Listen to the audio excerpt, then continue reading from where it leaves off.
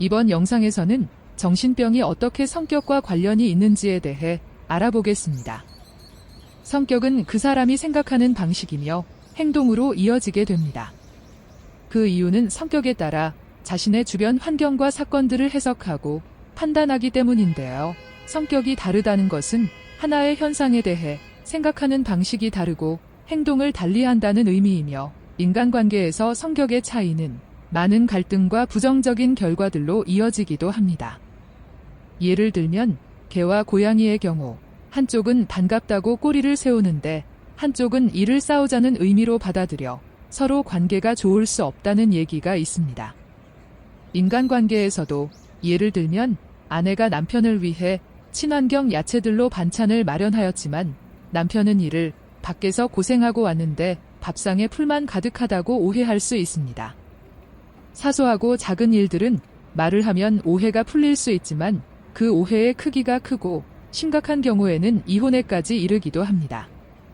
또한 작은 일들로 자꾸만 부딪히다 보면 설명하기에도 지치고 이해와 설득을 시키는 데에도 소홀해지게 되어 오해가 쌓이고 대화로 풀기에는 관계의 골이 깊어지게 됩니다.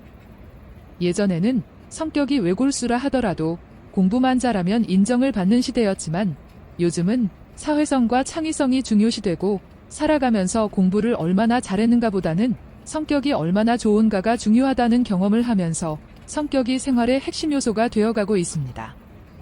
성격은 작고 사소한 일부터 크고 심각한 문제까지 모든 것의 뿌리라고 할 수 있습니다. 정신병에 있어서도 성격은 바로 불씨와 같은 존재입니다. 불씨가 있어야 불이 날 수 있듯이 정신병의 증상은 불씨로 인해 어떤 자극이 불씨를 활활 타오르게 해야 나타나는 것입니다. 정신병의 증상은 정신병의 불씨가 바람으로 인해 활활 타오르는 불꽃에 비유할 수 있습니다. 이때 바람은 스트레스라고 할 수 있으며 불꽃은 겉으로 드러나는 불꽃과 속으로 타오르는 불꽃으로 나누어 볼 수 있습니다. 겉으로 드러나는 활활 타오르는 불꽃은 이상한 행동들이나 망상, 헛소리, 환시, 환청 같은 정신병 증상들이 나타나며, 이러한 정신분열적인 증상 외에 편집성 증상이나 신경증적 증상, 회피형이나 의존형 등의 여러 가지 증상들은 속으로 활활 타오르는 불꽃을 일으키기도 합니다. 평소 말이 없고 나약하게 보이거나 의심이 많은 경우 성격의 문제가 심각해지면 그것이 불씨가 되어 정신병을 일으키게 됩니다. 이때는 정서적으로 무감각한 상태가 되어 기쁘거나 슬픔을 느끼기를 거부하는 상태가 되어버리거나, 반대로 너무나 기쁘거나 너무나 슬픔을 많이 느껴서 양극단을 왔다 갔다 하면서 정서적으로 불안정의 상태를 나타낼 수 있습니다.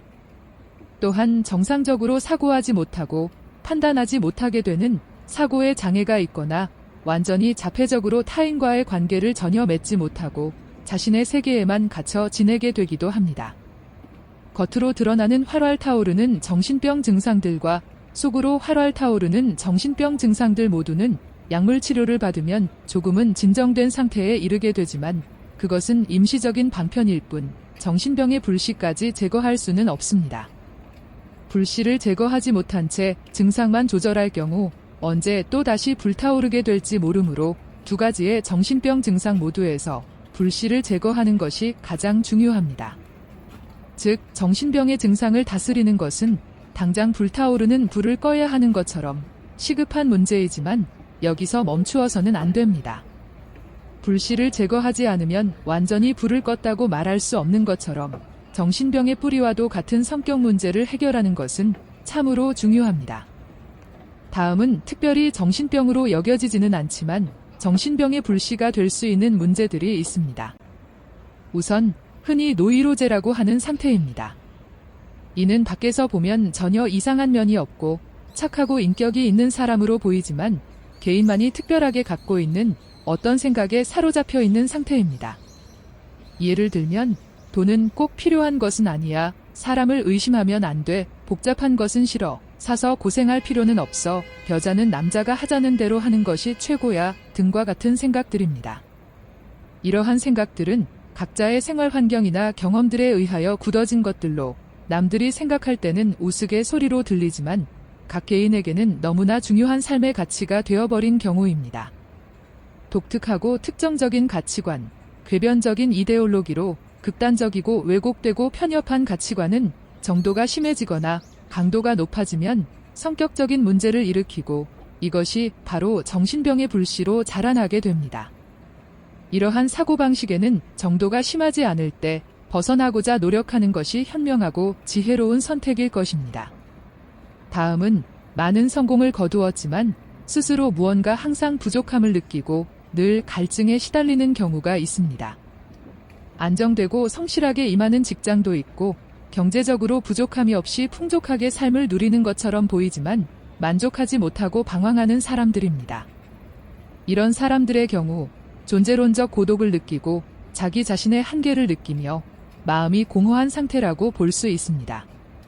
이런 경우는 철학적인 깨달음이나 종교적인 심성을 승화시킬 수 있는 스스로의 노력과 개척 정신이 필요하며 허무함과 허탈함을 뛰어넘는 의지와 노력이 필요합니다.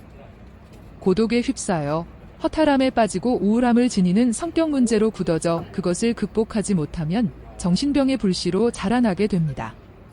자신이 이미 성취한 것들에 감사하는 마음과 더 나아가 진보적이고 긍정적인 생각으로 생활의 활력을 찾고 자신의 고독과 허무함을 이겨내고자 노력하는 것이 마땅한 일입니다. 마지막으로 남보다 못한 것이 없는데도 생활이 그저 그런 경우입니다. 학벌이 나쁘지 않고 운동을 못하는 것도 아니며 친구가 없는 것도 아닌데 현재의 상태가 그 수준에 미치지 못하는 것은 분명히 문제가 있는 것입니다. 유난히 경쟁을 싫어한다던가 기회가 주어져도 양보하고 피하는 경우도 따지고 보면 무엇인가 석연치 않은 점이 있습니다. 겨우 입에 풀칠만 하고 살려고 대학 나오고 대기업에 취직한 것이 아닐 텐데도 부처님 흉내내며 지내고 있는 것은 정상이라고 할 수 없습니다. 이는 혼자만의 문제가 있거나 회피 성향이 지나치다고 할 수 있으며 이런 성격 문제가 심화되고 딱딱하게 굳어지기 전에 돌파구를 찾아야 하고 나이가 들수록 문제의 성격은 정신병의 불씨가 될 가능성이 높아집니다. 스스로가 마음이 편치 않음을 느낄 수 있을 때 그때가 적절할 시기입니다. 상담과 분석을 통하여 문제의 실마리를 풀어내는 것이 앞으로의 불행을 미리 막아내는 현명한 태도일 것입니다. 다음 영상에서는 정신병의 불씨가 될 수 있는 구체적인 성격 장애들에 대해 알아봅니다.